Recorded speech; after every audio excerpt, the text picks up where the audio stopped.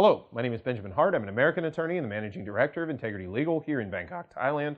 As the title of this video suggests, we're discussing the possibility of comprehensive immigration reform, or CIR as it's often called, with respect to the USA.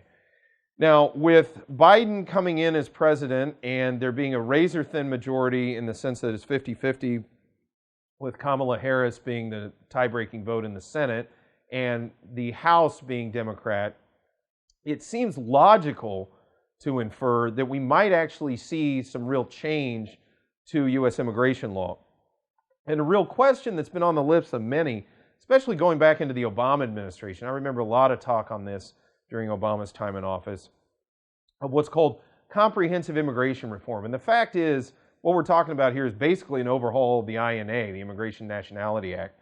The thing to understand is that act is old. And I'm not saying that, just because a law is old, it doesn't mean it's bad. But I would argue that the INA, and I don't want to get into the political side of this. This is just kind of from a legal standpoint, and especially from a practitioner's standpoint.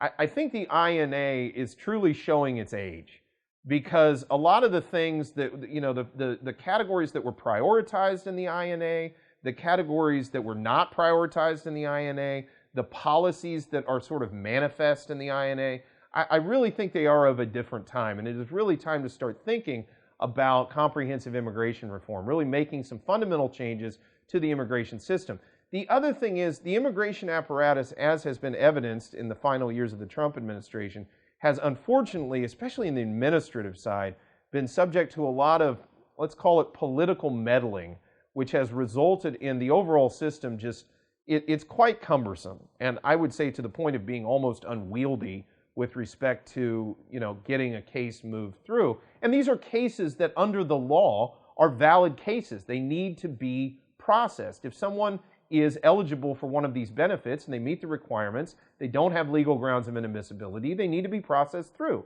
That's how American due process of law works.